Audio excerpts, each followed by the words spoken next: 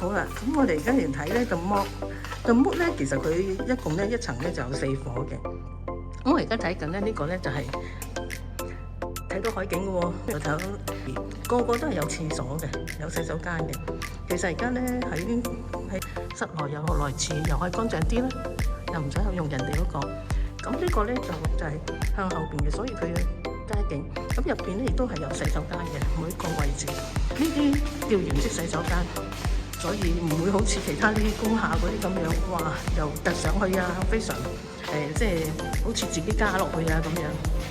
咁而且咧，佢大到咧係大家咧可以自己咧係安裝熱水爐喺入邊沖涼嘅。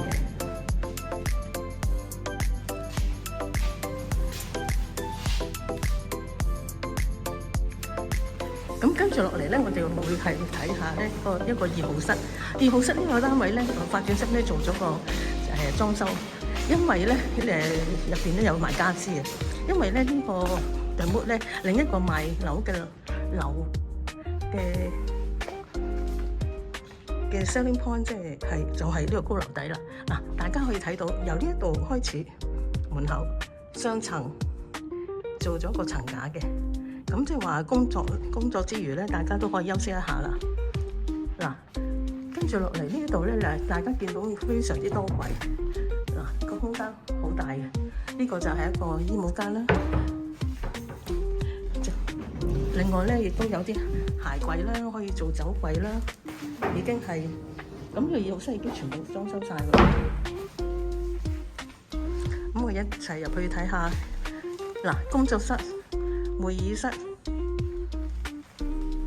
有埋個電視機，內置嘅水喉、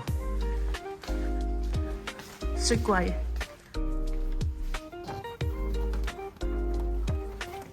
咁入邊有啲櫥櫃啦，咁出邊咧亦都可以望到一個海景嘅。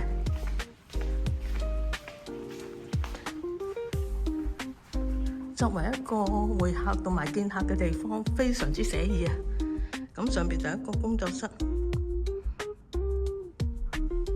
咁我而家可以睇到咧，大致上睇到咧嗰個樓底嘅高度，上邊咧亦都唔差嘅喎。咁陣間我哋再嚟就係上